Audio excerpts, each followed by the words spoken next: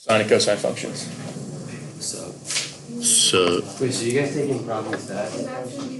Yeah, in school, college credit. Yeah, what's that called? It's on the back of the back page. I think it's 1270. I think. Double check though.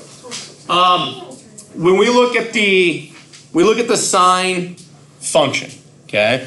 And right now what we're talking about is the idea of moving that direction. If I move that direction, that is pi over 3, okay? So the blue is t equals pi over 3, okay?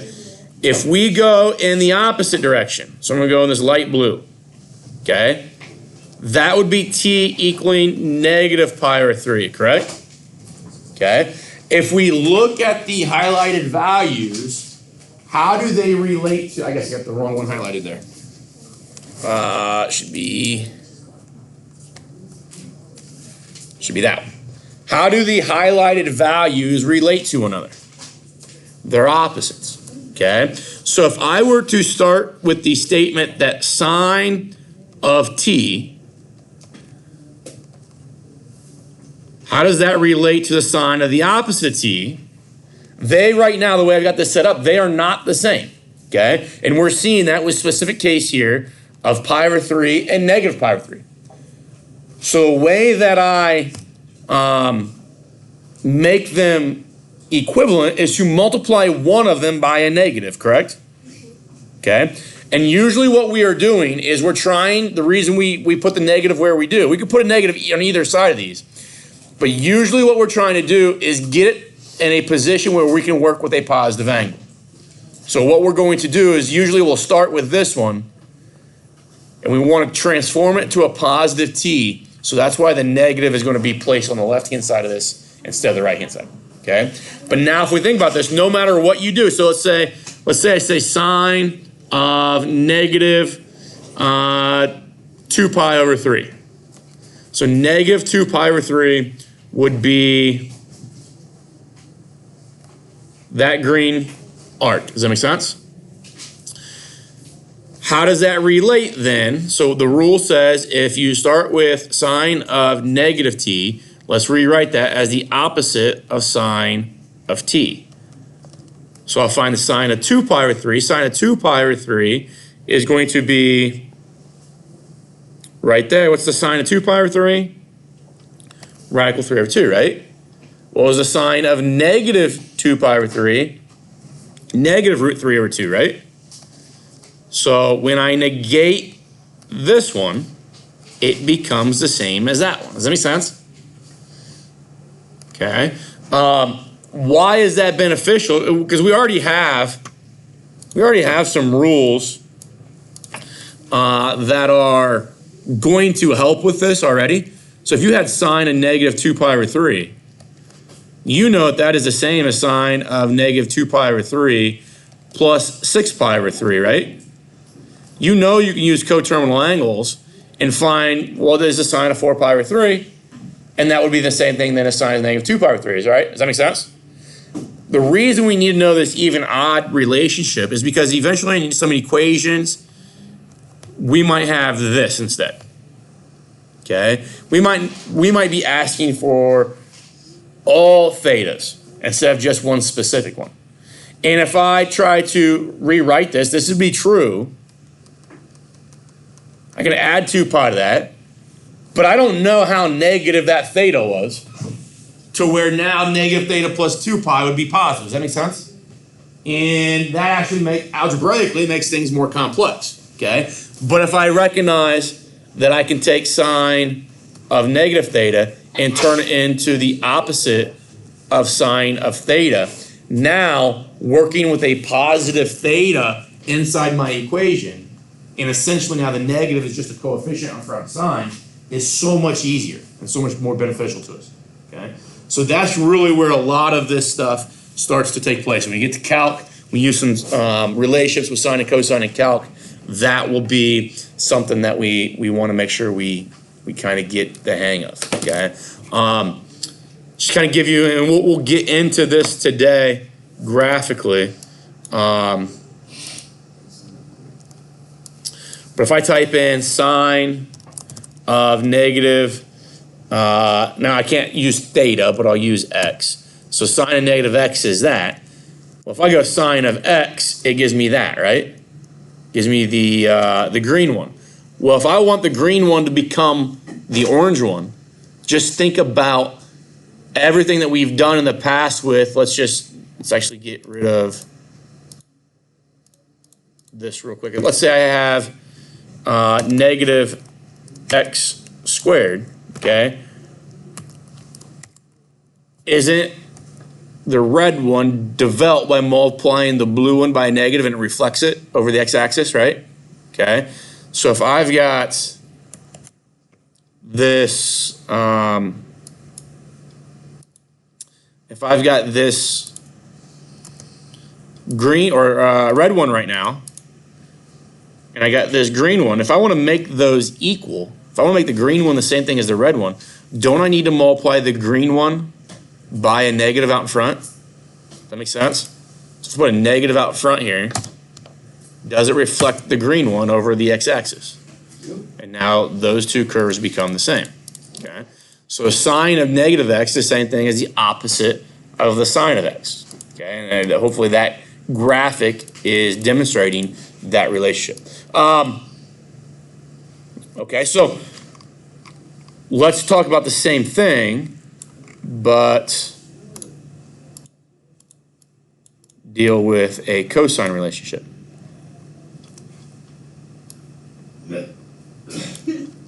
You all right? Might want to have that looked at. Some of my dog throwing up. Hey, try to stop that paper for me. I will. All right, if I got t here is equal to pi over 6, and then we go with that t there equaling negative pi over 6. What do you recognize about the x values? They're the same. Okay. If we go, let's see here. Let's go to 2 pi over 3. So the purple will be t equals 2 pi over 3. Let's go negative 2 pi over 3. So negative 2 pi over 3 would be this dotted one. What do you recognize about the x values? They're the same. So, and this is the odd one of the group. Cosine of negative t is the same thing as cosine of t. That one on the right-hand side, to make them equivalent, we don't have to do anything because they already are equivalent, right? So the sine function we had to negate to make them equivalent. Here we don't. Okay? And if we can remember those two, the other 4 come from them. Okay? The tangent function, so let's do this without looking at the unit circle. And this is what happens a lot of times, guys. We develop relationships with sine and cosine over the unit circle, and then reciprocal and quotient properties allow us to decide what is tangent. So tangent of negative t, would you guys agree that we've seen that tangent is the same as the sine divided by cosine? And now it's of that argument. So if this was like negative t, that's got to be, those have both got to be negative t. If this was negative 15t, they'd both have to be negative 15t. Does that make sense? Okay. What then is sine of negative t? Can I make that replacement? Yeah. Okay. So it'd be the opposite of sine of t. Remember, we're trying to get the whole end game or end result here that we're looking for is that tangent of negative t becomes tangent of t. So to do that, somewhere throughout here, we need to get our arguments of negative t to transition to positive t's. And right here is the transition. Okay, so sine of negative t, we know is equivalent to the opposite sine of t. Cosine of negative t is the same thing as cosine of t, right? Does that put both my sine and cosine in terms of the same argument t? So what's sine divided by cosine? Tangent, okay? And it's going to be tangent of t now, right? But what's a negative divided by a positive? Negative. So what we're seeing here through that little transition is that the tangent of negative t is the same thing as the opposite of tangent of t, of positive t. And my argument to people is, well, is that relationship about tangent really the same thing that's happening with sine? To make, you go from sine of negative t to sine of positive t, you negate the sine of positive t, right? To go from tangent of negative t to tangent of positive t, you have to negate the tangent of positive t. Okay? What's the reciprocal of sine? No, that's the inverse. Reciprocal. Secant, cosecant, or cotangent? Cosecant. So, just because the reciprocals doesn't impact positives or negatives, so cosecant of negative t is the same thing as the opposite of the cosecant of positive t. Sometimes my negative t just slides right into the same as my t, so we can fix that. Negative t. What's the reciprocal of cosine? Secant. So secant of negative t is going to be the same thing as the secant of t, because the reciprocal functions have the same behavior with plus and minuses as essentially their reciprocal. And then cotangent of negative t is going to be the opposite of cotangent positive t. And that's because it's just the reciprocal of what I've got highlighted there in blue, or I just underlined. So then the signs have to be the same. What, Chuck? Sure? Can you know this to memory? Yeah? Yeah. Did you raise those quizzes? I did. Forgot to give them back to the last period. I'll give them to you. So the argument, and this is, you know, something I always tell you. Do I want to memorize these? Do I want to memorize those 6? You can. That's fine. But I think it's a good idea to learn that one. And to learn that one. And if you forget them, it's just by looking at the unit circle and how do I make a positive angle and negative angle for the y or x's be the same. Okay. So I look at those two, learn those two, and then automatically, because I know the sign, I should know that one because they're the same, because they're reciprocals, right? Okay, same structure. Because I know the cosine, I know the secant, they're the same structure. Okay? But if we look at all of, except for these two, do all of them have like a negative here as the argument, and then to make it positive, they move the negative out front? Negative there, negative out front. Negative there, negative out front. Negative there, bring the negative out front, right? Okay? That's what I remember. I remember the structure of the sine of negative t equals negative sine of t. And I remember that all of them are that way. All of them use that same structure, except for cosine. Cosine is the odd one. Okay? Cosine is the one that basically the negative just disappears. Okay? And then obviously its reciprocal follows the same behavior. And I think memorizing things that way, or developing little relationships that way, can help recall these things a little bit easier. Learn them and recall them easier. Is that okay? I think you try to memorize those, you're gonna mess up where negatives go. Just be careful. Okay? And that, like I said, right now, maybe we won't see a huge purpose of those. Usually the questions you see are going to be things like this. But eventually towards the mid to end of chapter 7, this stuff is going to be very, very useful for us. Okay? So sine of negative pi over 6, I'm not gonna deal with negative pi over 6. Okay? I'm going to rewrite this as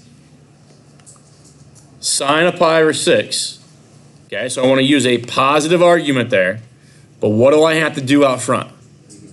I have to negate it. Okay, so now essentially that says -1 times sine of pi over 6. Well, I know, and hopefully you do too, from the unit circle, what is the sine of pi over 6? What is the y value at pi over 6? 1/2. So I get -1 times that 1/2. So we get -1/2. Okay. Cosine of negative pi over 4. If it's cosine, what do I do with the negative? The negative just kind of disappears, right? I don't have to adjust anything. Just drop the negative, okay? And the idea is because that x value on the unit circle and that x value on the unit circle, those two x values are both to the right of 0, 0, so they're both positive. Okay, so cosine negative pi over 4, same thing as cosine pi over, what's cosine pi over 4?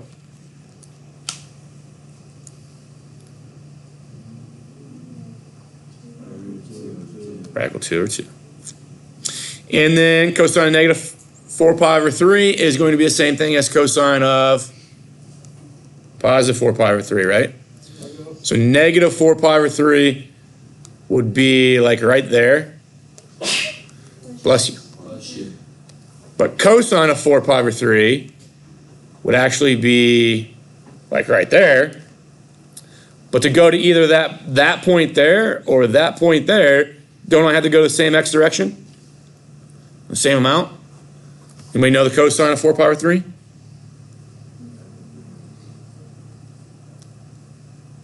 It's negative, right? It's going left. -1/2. Okay. Now, like I said earlier, if I go cosine of negative 4 pi over 3, can I add 2 pi to that and get cosine of 2 pi over 3? And then look at my unit circle, look at the cosine of 2 pi over 3, it's still -1/2, right? So that's getting the same result. Starting with the cosine negative 4 pi over 3, it's still getting the same result, either by using the even odd properties, essentially, which means talking about the symmetry of these functions, or using the coterminal angle aspect. Okay, I like to know both because I can do one way and then check it using the maybe the coterminal. Okay, or use the coterminal approach and check it using the even odd approach. But eventually, like I said, when our argument is variable, okay, and that's what we're going to see with some equations within probably the next month. When our argument is variable, the even odd process is going to be paramount to the coterminal process. But the coterminal process does have its place with graphing and equations. All right, so I know there's some stuff here. I want to skip that for now. We'll come back to it. I want to get to this. So 6.3 is trigonometric graphs, okay? And this is one thing that, guys, I think it's really interesting. It's really neat in regards to like the application of sine and cosine waves. There are so many sciences that involve this stuff. If you ever had an EEG or an EKG done, okay, the study of brain, they talk about brain waves, talk about heart waves. Essentially, it's the electromagnetic rhythm of your heart and your brain, right? Okay, those electromagnetic like synapses that are happening. Okay, and we can record them, and because they're repetitive. Okay, so my heartbeat is repetitive, right? Brain waves are kind of the same way. That means they're periodic, and if because we know or we kind of understand that they're periodic, we should be able to predict what they're going to do before the heart beats, right? So does anybody have an Apple Watch that has like the thing on it that you can put your finger on the crown and it measures your heart? Okay, this measures like your sinus rhythm or like AFib and that kind of stuff. Like you can do that, and what it's doing is it's measuring those electric pulses in your body, and it's transferring it to a graph. And what we see is, okay, those things are repetitive. Those things should be consistent. If you're healthy, they should be consistent. And we know what they should look like in the future, okay? Well, if we know what they should look like in the future and then they don't do that in the future, then we see that maybe you've got like a heart murmur or something like that, or an irregular heartbeat. Does that kind of make sense? Because it's not meshing with what we expect your heart to be showing per what we've already recorded. Does that make sense? So in the health and sciences, this stuff's used a lot. Okay, the only way that like your phones can communicate to the Wi-Fi, your TV or your laptops communicate to our Wi-Fi right now is through this stuff. Okay, did you guys did you guys come to school today and listen to radio? Okay, you can only listen to the radio because of this stuff. Okay, anybody use microwave this morning? Your food only got hot because of this stuff today. Okay, what else? Anybody got head noise canceling headphones? Yeah. We're glad for that.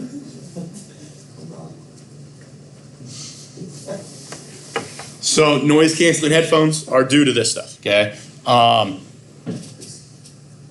You guys know like Beethoven was deaf, right? When he made his, I'm not sure about what it was called. Do we know what his greatest symphony was called? Fifth Symphony. Deaf when he wrote it. Okay. He could, if you read about him, like he was extremely in tune with mathematics. Okay. And he could essentially feel the vibrations, right? Does that kind of make sense? And he could orchestrate all that into what is today probably still one of the most renowned compositions ever, right? Because of math and what we're talking about here, okay? Yes? Cole told me something, but I was going to ask you. He told me he was kidding, but it's not true. What? He told me Beethoven was homosexual. It's on. I don't know. I asked a question, and I wasn't going to. I don't know. But that's not, is that for here? I wasn't going to ask you, but you asked me. I put my hand back there. Okay, all right. Let's see, other things. You guys ever go to the coast? Go to the ocean? I've never seen the ocean. No. Okay. So like people like to go like shell hunting, right? And it's best to do that at low tide, right? So you can get on a chart and you see, okay, low tide is going to happen at this time of the day. And you go out there and by gosh, it's low tide, okay? The only way they can create those charts is because of sine, cosine, okay? Phases of the moon, that kind of stuff. Things that are repetitive, okay? Would you guys agree that like tides and that type of stuff is repetitive? Orbits are repetitive, right? Okay. All of that stuff and all that information that we get is due to what we're talking about here. Okay. So as we start dealing with this math, I think it's not only as important to be able to do the math, but understand where it's used and how it impacts us. Okay. All right. So to help us graph the sine cosine functions, we first observe that these functions repeat their values in a regular fashion. Meaning that if I'm at pi over 6, okay, the ordered pair at pi over 6 is radical 3 over 2 comma 1/2, right? If I go to 13 pi over 6, is that going to be the same ordered pair? Yeah, because all I did was added what? 2 pi, okay? So no matter where I'm at on the unit circle, if I add one complete revolution, if I add 2 pi, I get back to where I was, right? So graphically, that repetition is going to be demonstrated for us here in a little bit, and it's why we call these things periodic, okay? Because they're going to do the same thing in a certain time period, okay? Or over a certain time period, they're going to repeat themselves essentially, okay? So right here, we've got sine of t is equal to, or so sine of t plus 2n pi equals sine of t, okay? Where n is an integer. So what this is saying is, like, let's say, like we're looking at t plus 2 pi, or we're looking at t plus 4 pi, or we're looking at t plus 6 pi. So we're looking at multiples of 2 pi here, right? And what I want to show you with Desmos real quick is the idea that when I look at, let's just say t is pi over 6, and I want to add 2 pi n, okay, and it said n had to be an integer, so let's make this go by 1. If I do that, okay, we obviously are seeing that this number is changing, right?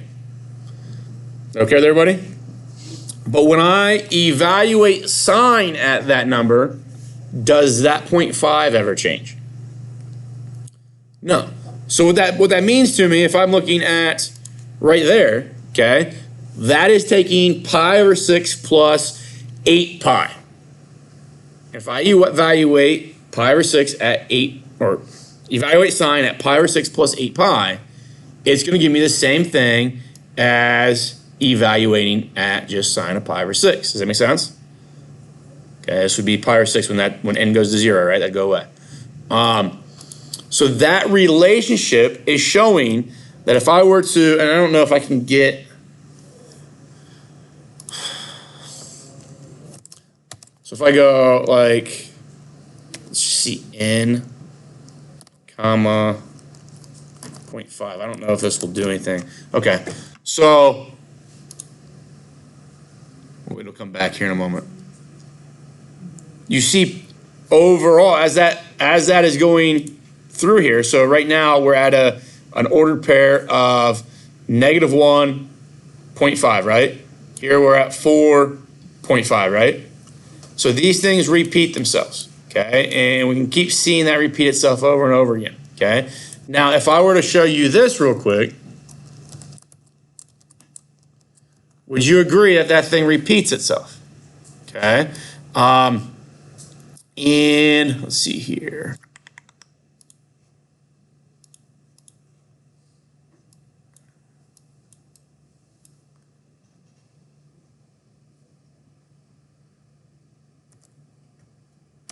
Well, we'll do it in GeoGebra here in a moment. But the fact that this is repeating itself is going to eventually mesh with this purple curve, and I'll show you that demonstration here in a moment. That's something to pay attention to, okay? The idea here is that if I look at the sine curve, let's clear all this out. If I just go sine of x, is that the same as sine of x plus 2 pi? Did the blue one land on top? Is that the same as the sine of x plus 2 pi plus 2 pi? The green one laying on top, okay? So if I were to ask you guys, eventually, if I just put this green curve up and I ask you to write an equation for it, there's actually an infinite number of equations that model that. Sine of x plus 2 pi, sine of x plus 4 pi, sine of x plus 6 pi. We keep doing that. We have an infinite number of equations for that, right? That's different. That's different than this. If I put that up, I give you that image, there's one and only one relation that can develop that, right? Okay. That's polynomial, okay, not periodic, okay? Sine, cosine, tangent, secant, cosecant, cotangent are periodic, meaning there's ultimately an infinite number of equations that represent one curve, okay? Or one curve can represent an infinite number of equations. So that would be something that we kind of mess around with eventually, okay? It says the sine and cosine functions are periodic according to the following definition. A function f is periodic if there's a positive number p such that when I add that to my argument, when I start with f of t plus p, it gets me back to the same f of t. And that's exactly what we were doing up here with the pi over 6 and 13 pi over 6. So that's my, that would be my t value. Does that make sense? Okay. This would be, so we're using sine, so that would be f of t. Okay. So sine of pi over 6, or the f of t, doesn't give me that value there. Okay. So then when I add p to it, so p is 2 pi, it gets me this. So I take, this would be f of t plus p. Does that make sense? F of t plus p, does it still give me the same f of t?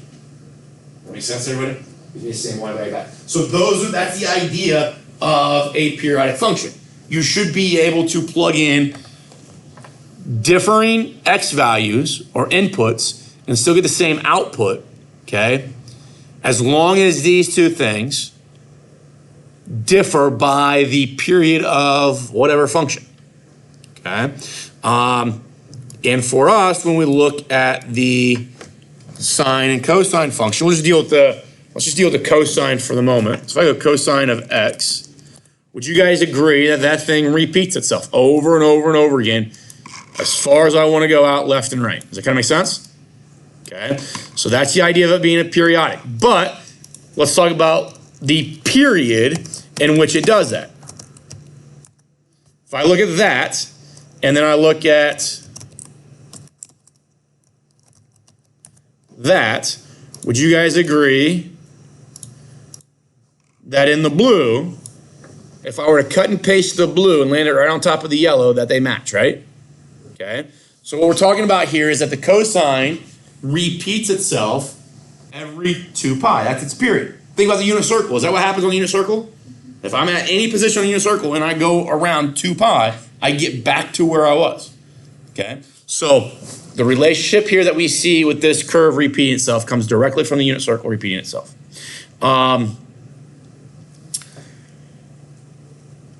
We talked in the last class, so I mentioned earlier that like electromagnetic waves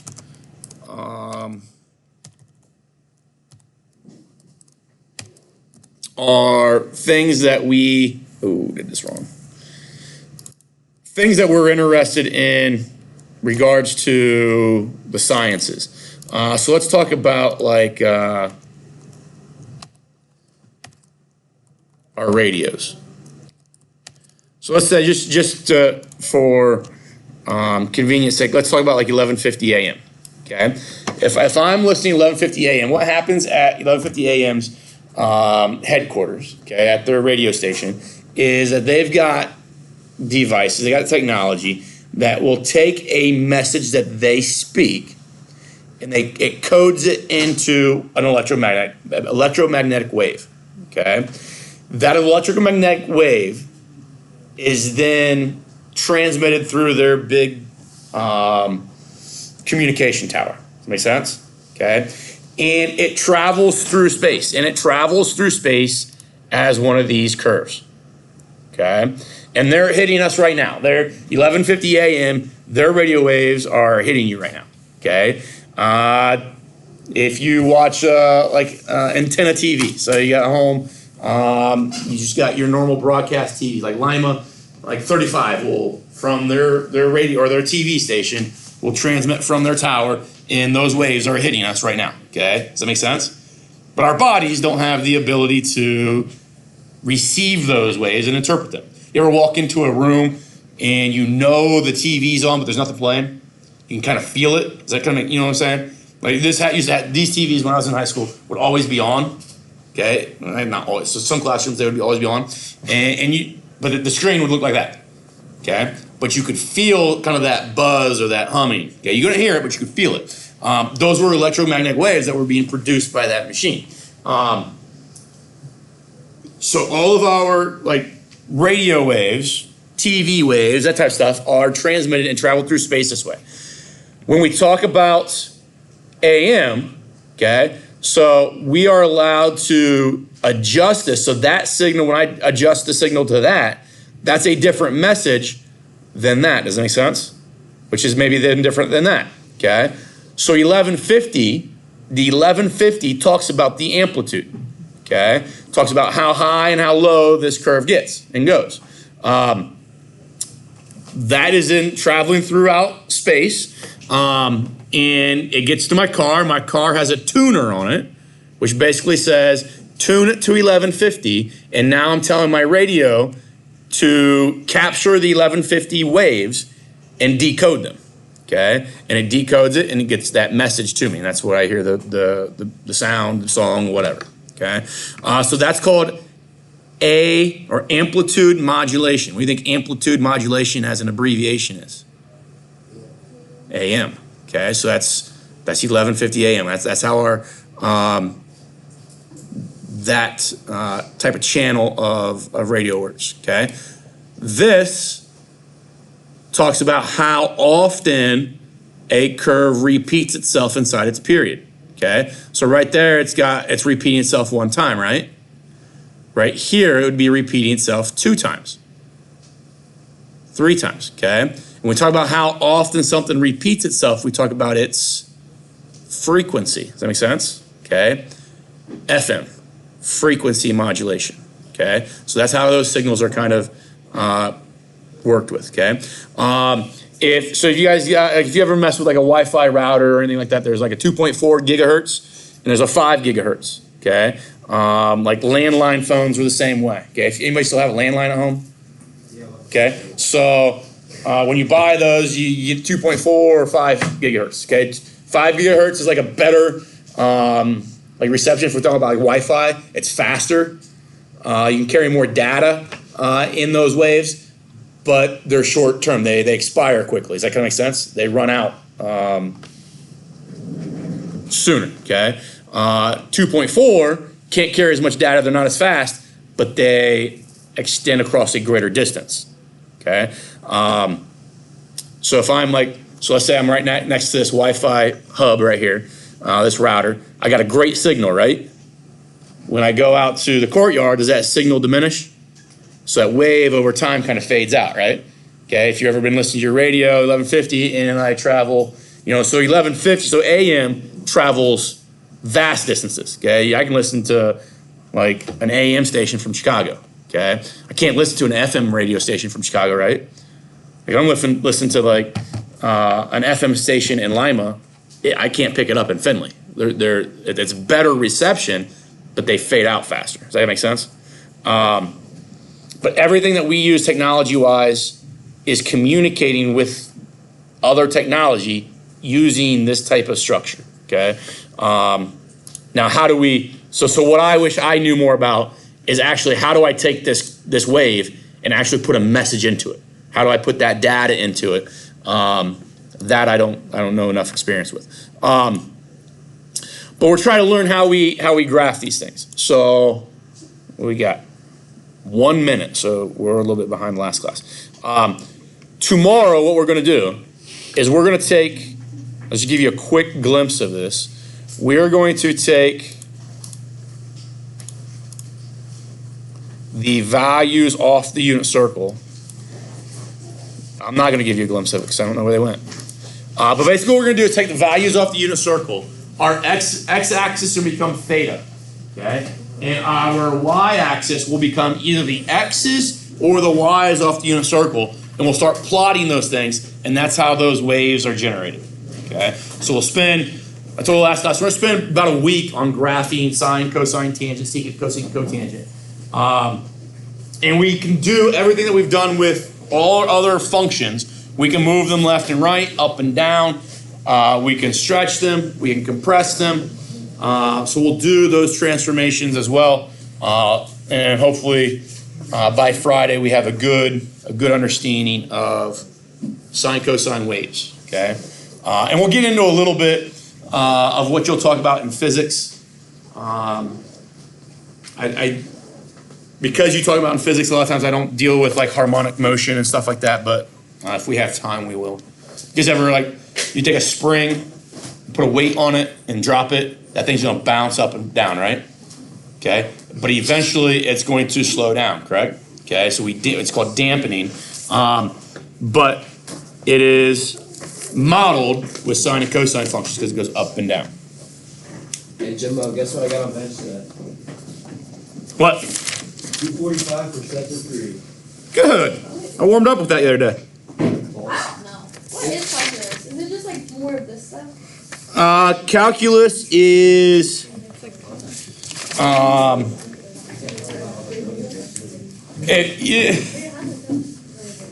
it's talking about slope and area and how things change. Okay, instantaneously.